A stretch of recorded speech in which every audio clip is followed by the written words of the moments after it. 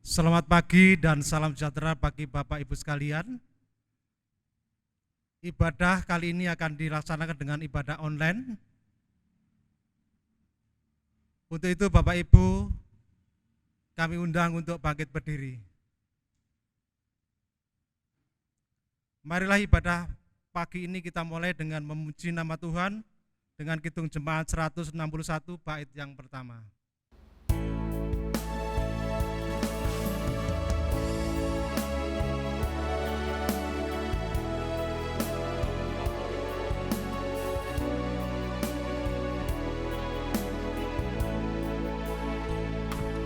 Segala kemuliaan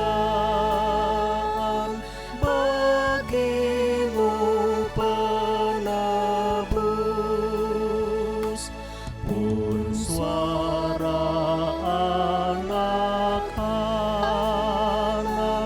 memuji di Kau terus. Hosana Raja kami, Hosana anak Daud, utusan Tuhan Allah, mubaraklah Engkau.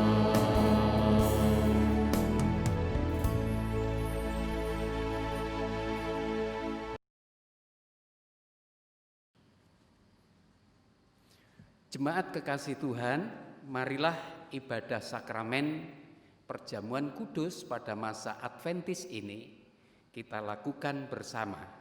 Mari kita gunakan teks ibadah kita. Ibadat pada hari ini kita lakukan dalam nama Allah yang telah menciptakan langit dan bumi, yang tidak pernah meninggalkan pekerjaan tangannya dan yang kekal kasih setianya. Kasih karunia dan damai sejahtera dari Allah Bapa dan Tuhan Yesus Kristus kiranya menyertai saudara-saudara. Amin. Jemaat disilahkan duduk. Saudaraku, marilah kita mengungkap madah pujian kepada Tuhan dengan litani teks yang sudah disiapkan. Marilah kita ungkapkan pujian syukur kepada Tuhan. Nyanyikanlah nyanyian baru bagi Tuhan, menyanyilah bagi Tuhan, hai seluruh bumi. Menyanyilah bagi Tuhan, pujilah namanya, kabarkanlah keselamatan yang daripadanya dari hari ke hari. Ceritakanlah kemuliaannya di antara bangsa-bangsa dan perbuatan-perbuatannya yang ajaib di antara segala suku bangsa.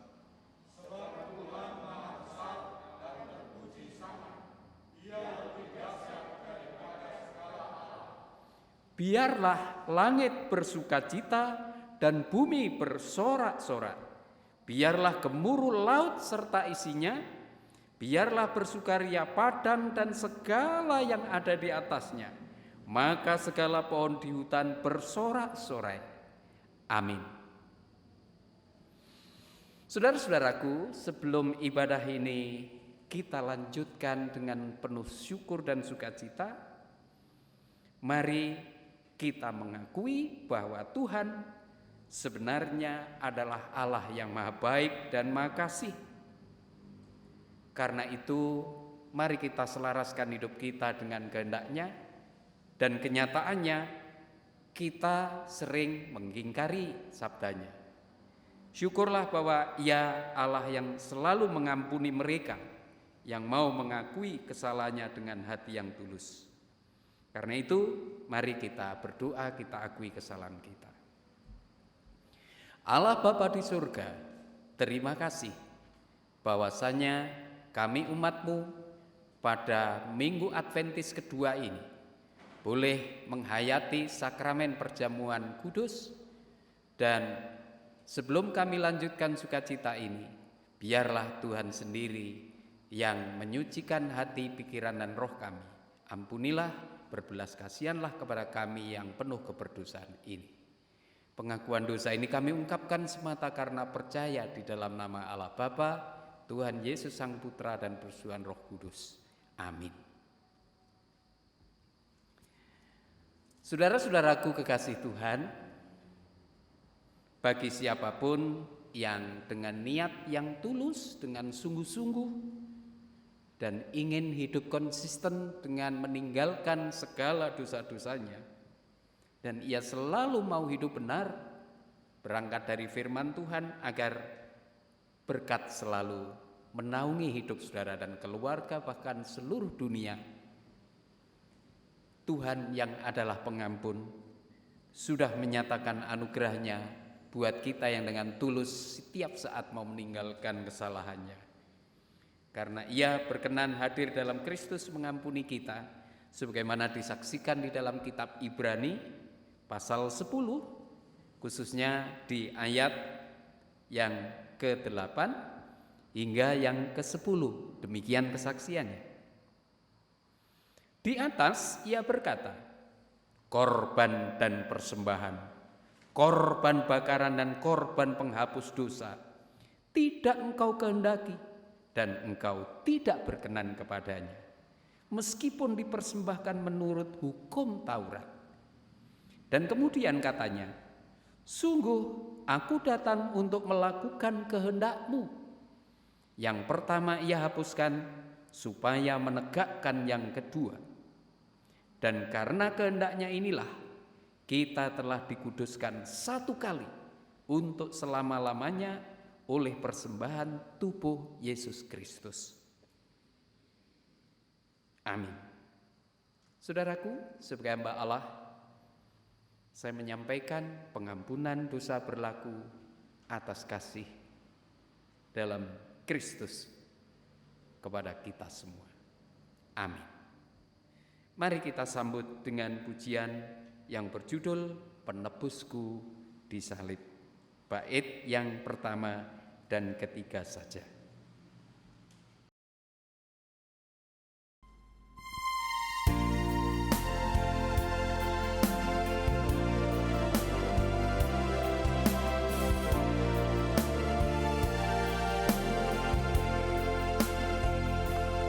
Penebusku disalib dalam nista dan sengsara, Putra Allah, hilangkan kuasa-Mu dan kemuliaan-Mu.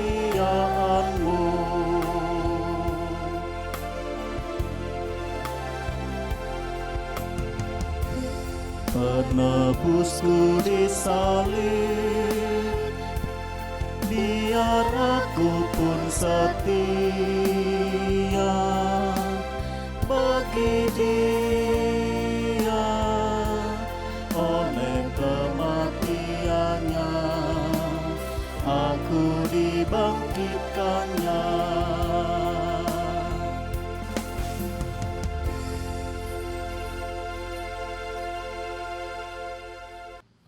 Selanjutnya, saudara-saudaraku kekasih Tuhan, marilah kita sebelum melanjutkan ibadah di dalam sakramen perjamuan kudus masa Advent ini, kita akan mendengar pewartaan sabda Tuhan yang akan dibacakan oleh rekan sepelayanan penatua atau diaken jemaat. Disilahkan.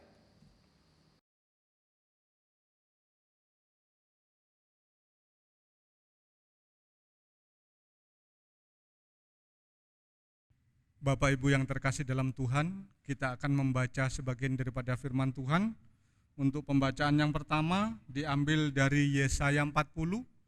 Kita akan baca ayatnya yang pertama sampai dengan 11. Tetapi sebelumnya kita akan bawa dalam doa. Mari kita berdoa.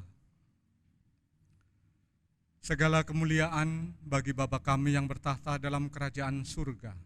Segala puji dan sembah hanya kepadamu yang maha agung dan kudus. Bapa, kami mohon ampun atas segala dosa dan kesalahan kami. Kami mohon Bapa menyucikan hati dan pikiran kami, sehingga kami layak untuk berdiri di hadapan-Mu.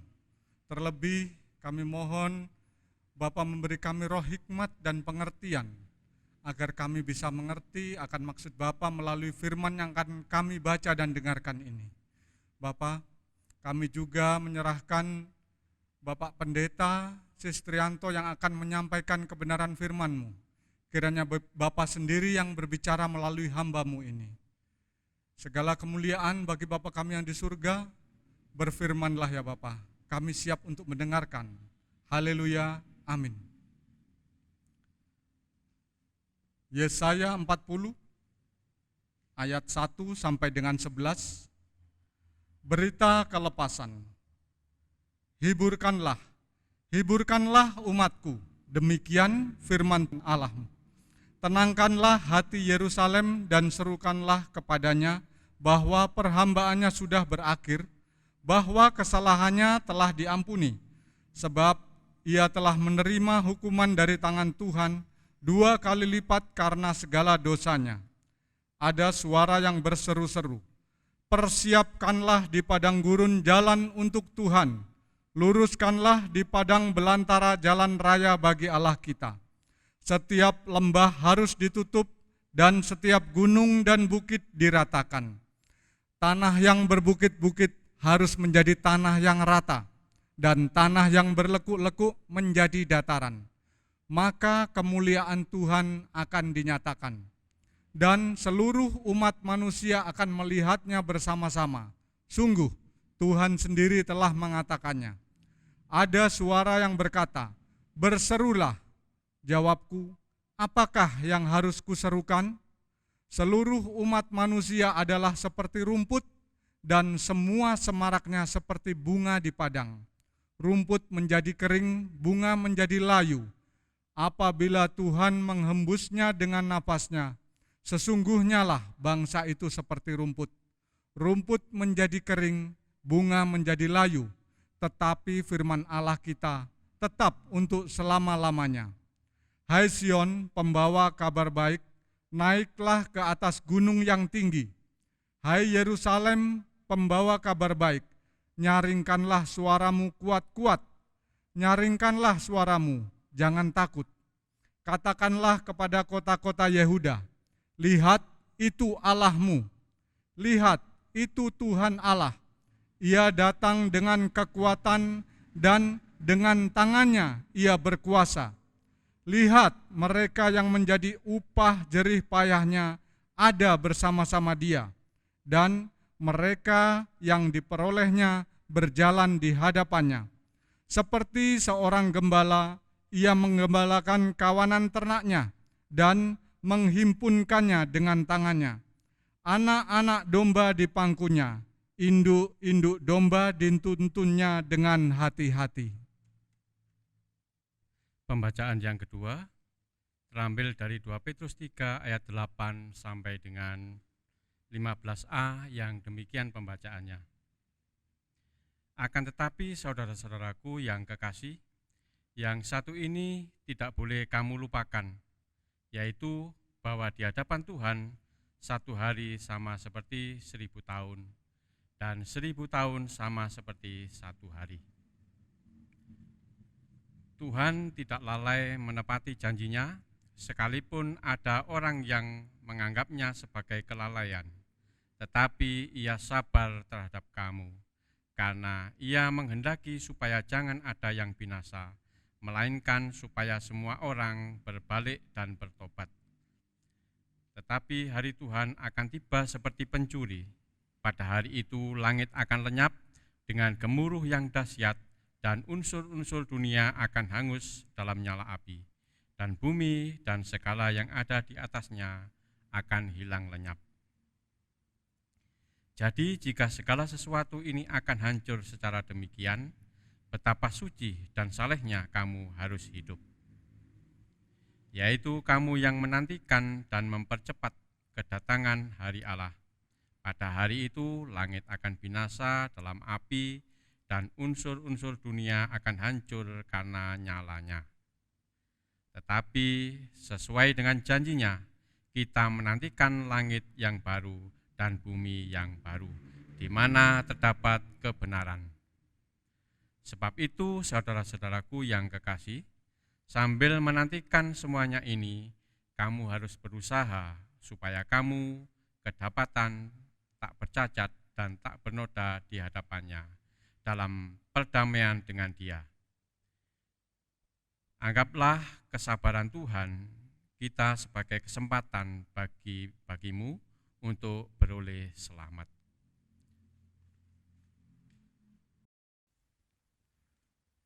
Bacaan yang ketiga diambil dari Injil Markus 1 ayat 1 sampai 8.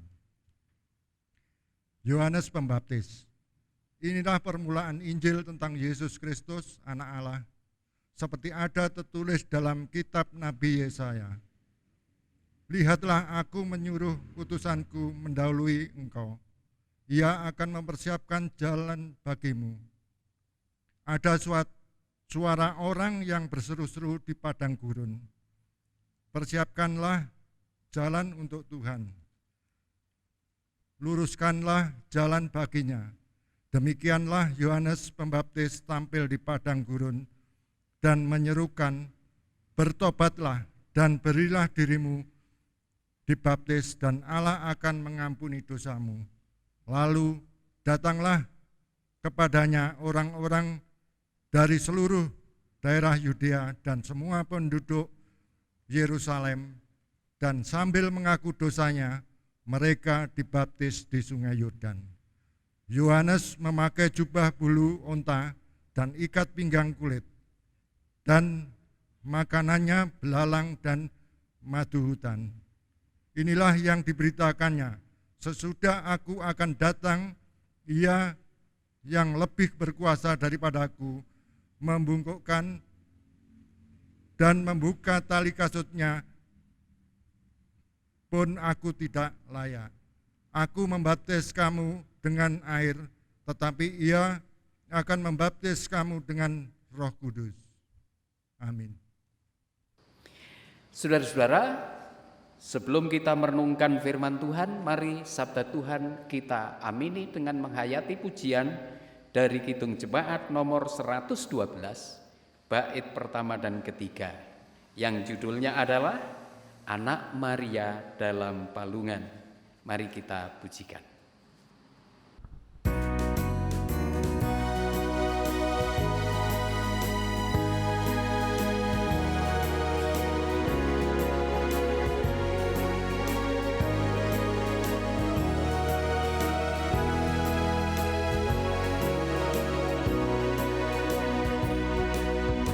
Anak Maria dalam palungan, miskin dan hina, namun besar, rela sengsara bagi manusia, dihapuskannya dosa jemaat.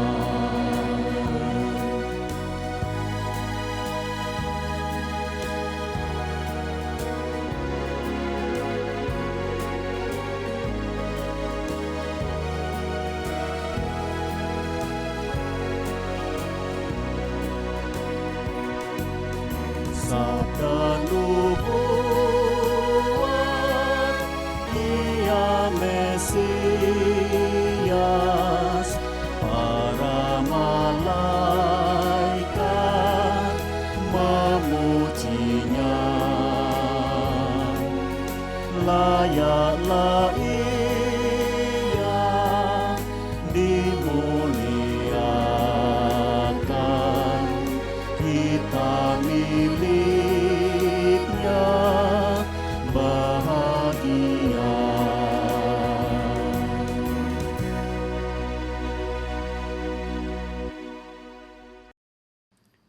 Saudara-saudaraku, menarik kita renungkan bacaan firman Tuhan hari ini, mengajak kita di dalam kerangka selalu mempersiapkan diri untuk menyongsong kedatangan Tuhan Yesus. Karena itu, izinkanlah tema khotbah kita hari ini adalah totalitas hidup dalam kerangka mempersiapkan kedatangan Tuhan, dan itu berpengaruh terhadap persiapan-persiapan yang lainnya. Kita tahu kata Advent itu memang artinya masa penantian. Jika kata ini diterapkan di era atau masa kitab Perjanjian Lama, karena Tuhan Yesus belum lahir, maka masa Advent diartikan sebagai bentuk kesempatan waktu menanti kedatangan janji Tuhan lahirnya Mesias itu. Tapi jika kata Advent diterapkan pada masa Perjanjian Baru, taruhlah mulai sejak Tuhan Yesus naik ke sorga hingga ia berjanji datang di akhir zaman, atau bahasa Yunaninya parousia, bahasa Arabnya mungkin kiamat, maka kata Advent itu bisa dimaknai zaman now, termasuk menanti kedatangan Tuhan yang kedua kalinya, bukan lagi kelahirannya, yang nanti datang dalam kemuliaan di atas awan-awan.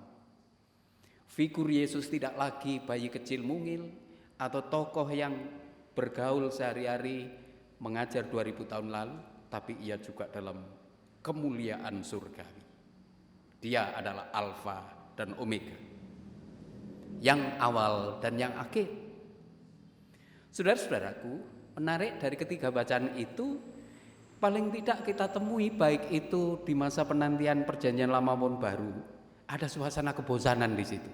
Gusti iki kok gak rawuh-rawuh, itu kalau dalam bahasa Jawa. Tuhan kok gak datang-datang ya? Bosan ah. Nah itu. Biasanya kalau orang bosan macam-macam yang dilakukan. Nah ini godaan, saudara-saudara. Godaan yang menarik kita renungkan dan kita harus waspada. Itu terjadi juga tokoh-tokoh di zaman Perjanjian Lama itu, misalnya menanti janji Tuhan. Taruhlah Ibu Sarah, istrinya Abraham atau Ibrahim itu. Diberi janji sudah lama nggak punya anak. Kamu pasti punya anak. Enggak, patek percaya dia tertawa itu. Tapi akhirnya terjadi juga, dia punya anak, bukan? Kemudian di bacaan kita tadi, di masa Nabi Yesaya di pasal 40 itu eranya bangsa Israel itu sedang dideportasi, dikalahkan bangsa Nebukadnezar. Mereka itu bergumul waktu itu, apakah janji Mesias itu benar terjadi? Ada ketidaksetiaan di situ. Mereka di pembuangan di tanah Babilonia. Jadi bangsa Israel terbelah menjadi dua. Golongan pertama yang tidak setia pada Taurat itu menyembah dewa-dewa asing, dewa Asyera, dewa apa saja istilahnya, Baal. Nah, sementara yang setia melihara hukum Tuhan, merekalah yang walaupun di tanah Babel atau negerinya Nebukadnezar, mereka tetap memuji, menyembah, hidup kudus bersama Tuhan. Dan akhirnya 70 tahun kemudian mereka diizinkan melalui Raja Asyur, namanya Sirus atau Kores, membangun puing-puing Yerusalem yang dulu, maksudnya 2500-an tahun yang lalu diratakan tanah oleh Nebukadnezar Raja Babilonia kuno itu. Saudaraku, menarik kita renungkan bahwa di bacaan 2 Petrus ini jemaat Tuhan yang Tuhan Yesus sudah naik ke surga. Nah, era Petrus ini jemaat mulai bertumbuh, tapi mulai juga katanya Tuhan segera datang. Kok nggak datang-datang juga ya? Nah, muncullah guru-guru palsu yang mengajarkan, menggoda, sejak dulu kakek moyang kita sudah hidup sampai ada yang meninggal ya tidak datang-datang juga, janjinya kosong itu.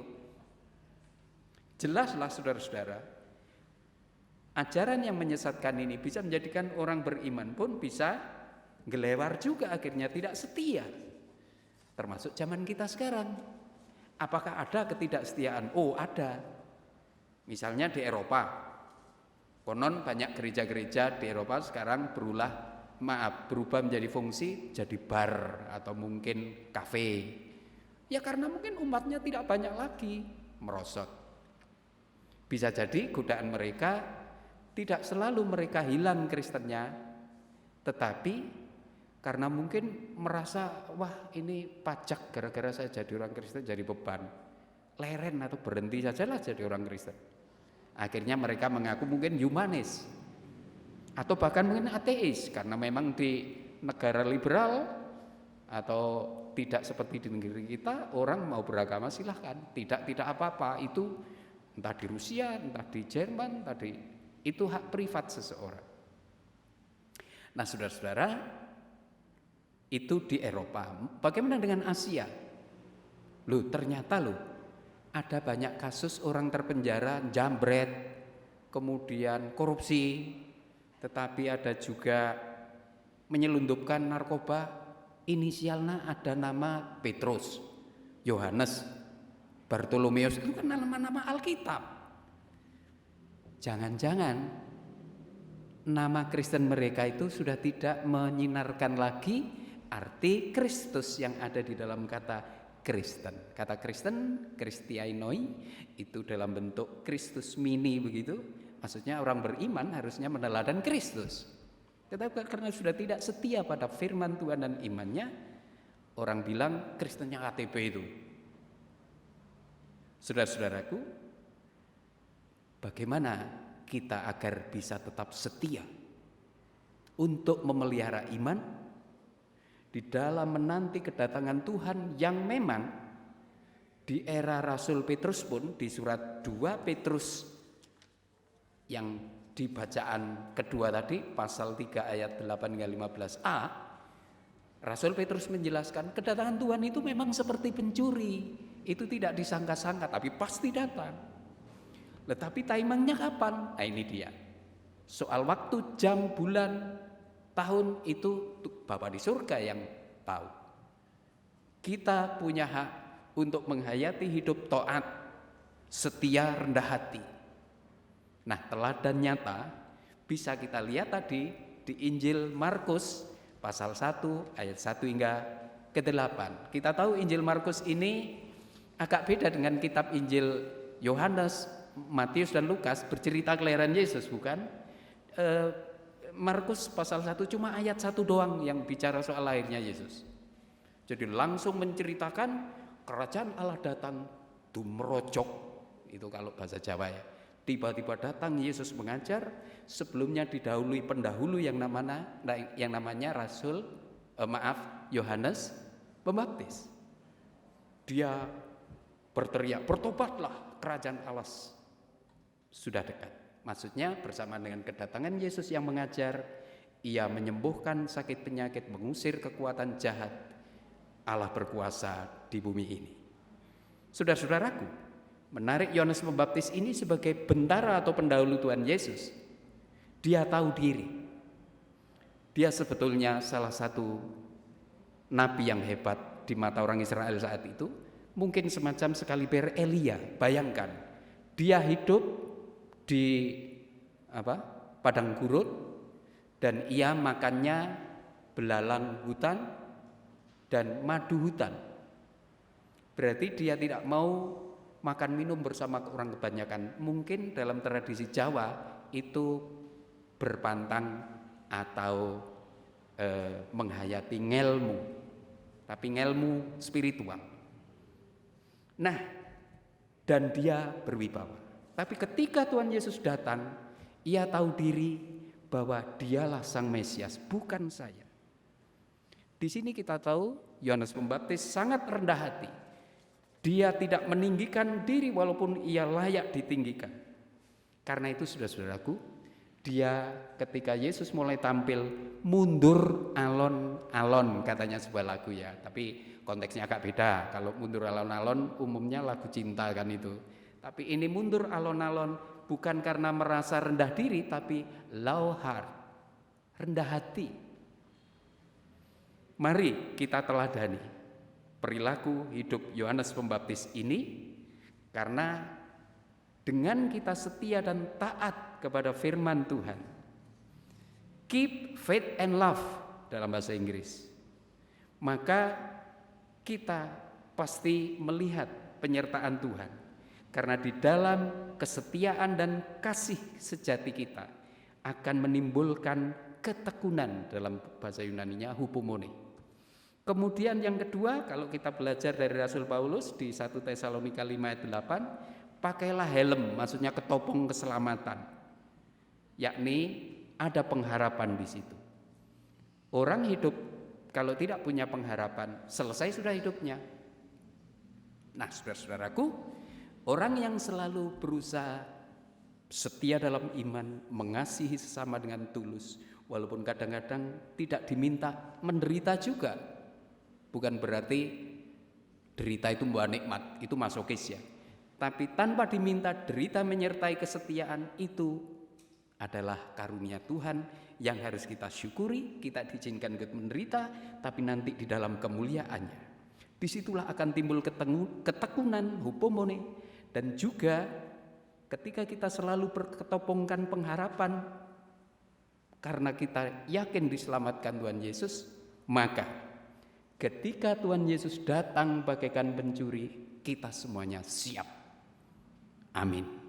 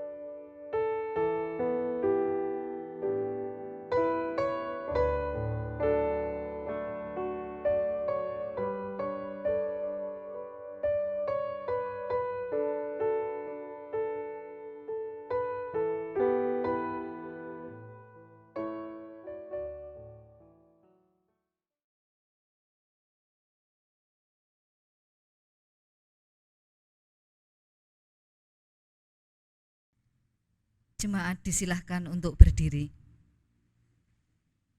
Marilah kita memperbaharui iman percaya kita dengan bersama-sama kita ucapkan pengakuan iman rasuli. Aku percaya kepada Allah Bapa yang Maha Kuasa, Khalik langit dan bumi, dan kepada Yesus Kristus, anaknya yang tunggal Tuhan kita, yang dikandung daripada Roh Kudus, lahir dari anak darah Maria, yang menderita di bawah pemerintahan Pontius Pilatus, disalibkan, mati dan dikuburkan, turun ke dalam kerajaan maut. Pada hari yang ketiga, bangkit pula dari antara orang mati, naik ke surga, duduk di sebelah kanan Allah Bapa yang Maha Kuasa, dan akan datang dari sana untuk menghakimi orang yang hidup dan mati. Aku percaya kepada Roh Kudus, gereja yang kudus dan am, persekutuan orang kudus, pengampunan dosa, kebangkitan daging, dan hidup yang kekal. Amin. Disilahkan duduk kembali. Jemaat kekasih Tuhan, mari kita merayakan kehidupan pada Minggu Advent kedua ini dengan menghayati sakramen perjamuan kudus. Saudara-saudaraku, sebentar lagi kita akan merayakan kedatangan Tuhan Yesus dalam Natalnya. Bagaimanapun juga peristiwa Natal merupakan peristiwa yang penting dan membawa sukacita. Namun, peristiwa Natal tidak punya arti apa-apa tanpa peristiwa Paskah. Karena itu, mari kita sambut kedatangan Natal Tuhan ini dengan suasana sukacita dan merayakannya di dalam sakramen perjamuan kudus. Kita awali dengan menghayati pujian bagi kemuliaannya. Kita pakai syair Kidung Jemaat nomor 91 bait 1 saja. Putri Sion nyanyilah.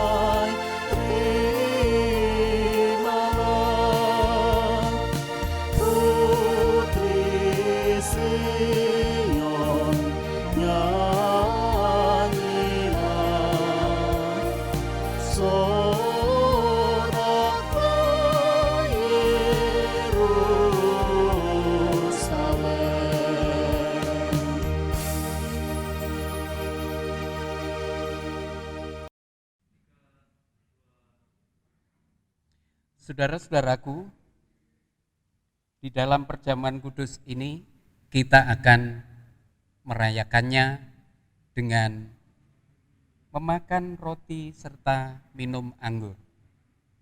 Roti yang dipecah-pecahkan serta anggur yang dituangkan dalam cawan ini adalah melambangkan tubuh Kristus dan darahnya yang dikorbankan di kayu salib.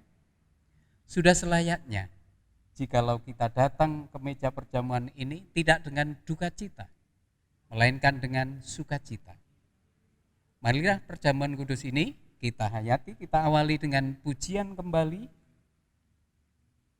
Kidung Jemaat nomor 91, baitnya yang kedua, Putri Sion nyanyilah.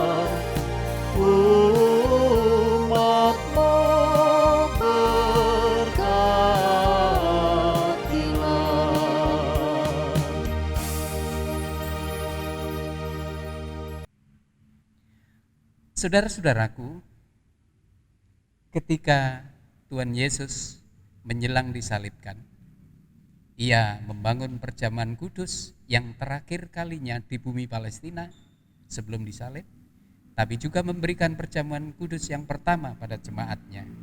Di situ Ia mengambil roti dan memecah-mecahkannya sambil bersabda demikian, "Inilah tubuhku yang dirusakkan karena kamu, demi pengampunan dosa-dosamu. Perbuatlah ini setiap kali kau mengingat akan kematianku dan mengharap akan kedatanganku." Terimalah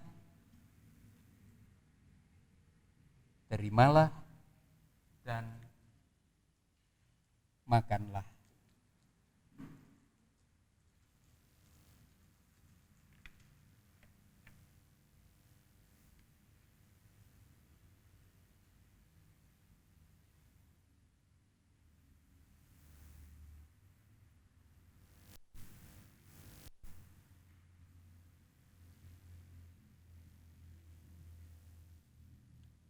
Selanjutnya setelah Tuhan Yesus selesai membagikan roti kepada para muridnya, Ia pun mengambil cawan yang diisi dengan anggur, kemudian membagikannya cawan itu kepada para muridnya sambil bersabda demikian,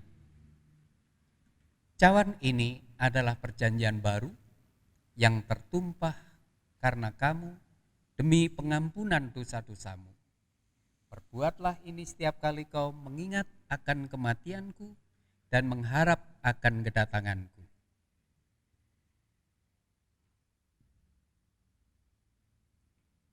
Terimalah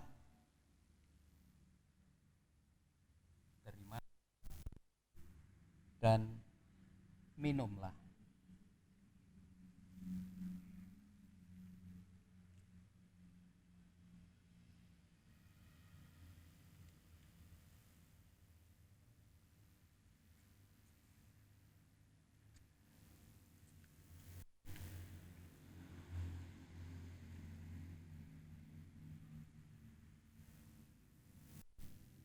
Saudara-saudaraku, perjamuan kudus telah berakhir.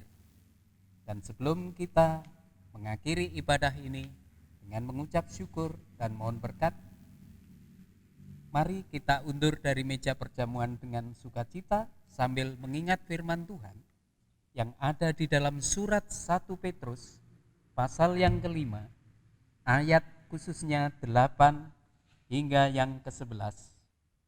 Surat 1 Petrus pasal yang kelima, ayat 8 hingga yang ke-11. Demikianlah bunyi kesaksian tentang sabda Tuhan. Karena itu, rendahkanlah dirimu di bawah tangan Tuhan yang kuat, supaya kamu ditinggikannya pada waktunya. Serahkanlah segala kekhawatiranmu kepadanya, sebab Ia yang memelihara kamu.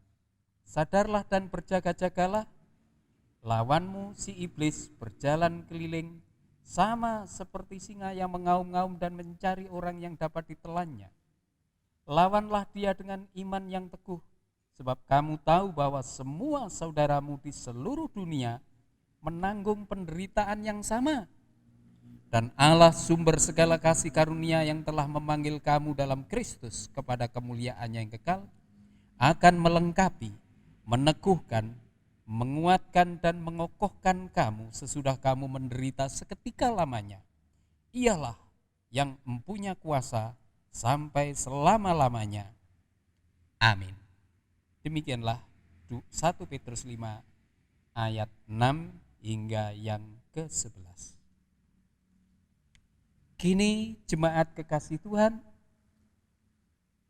sebelum kita undur dari ibadah ini, kiranya anugerah dan damai sejahtera Tuhan yang dari sabdanya selalu memelihara hidup saudara dan kita semua. Amin. Persembahan syukur akan dilayani majelis yang lain. Disilakan.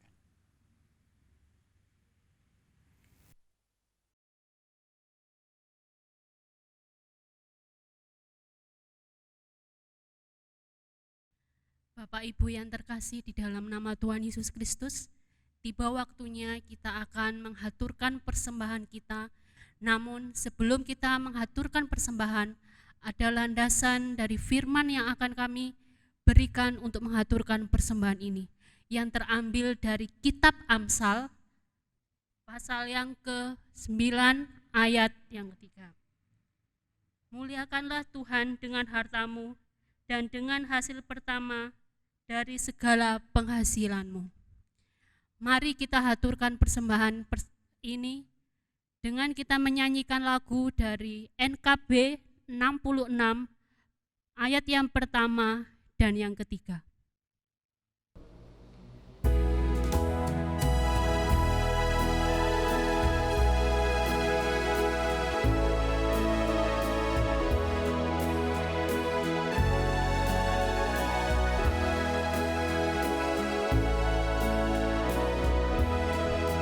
Di dalam palungan tiada yang lain, terbaringlah Yesus berbalutkan kain, bintangnya di langit mengkilap terang, dan Yesus tertidur lelap dan tenang.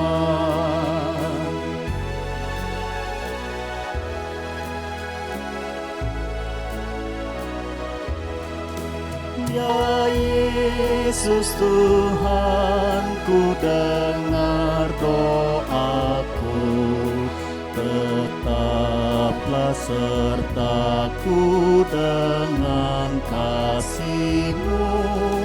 Semua anak-Mu berilah berkat, dan hidup serta-Mu di sorga kelak.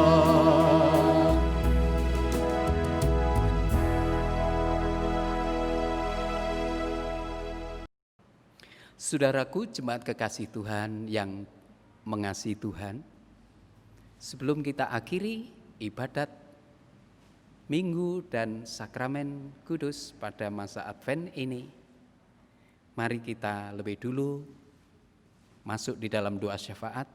Kita berdoa untuk seluruh warga jemaat kita, bahkan warga masyarakat dan bangsa kita. Mari kita berdoa dan nanti kita akhiri bersama dengan doa Bapa kami yang kita ungkapkan bersama. Mari kita berdoa. Allah Bapa di surga, penguasa langit dan bumi, terima kasih jika pagi yang teduh ini kami jemaat-Mu diizinkan bersukacita sekalipun di tengah pandemi COVID-19 yang belum berakhir, bahkan banyak tantangannya. Bahkan beberapa sebagian keluarga di jemaat kami harus ditinggalkan kekasih hatinya karena telah Engkau panggil. Tentu kami mengimani mereka ada di dalam damai-Mu yang abadi dan sukacita. Namun keluarga yang ditinggalkan janganlah Tuhan tegakan. Mampukanlah kami saling menguatkan dan saling menghibur.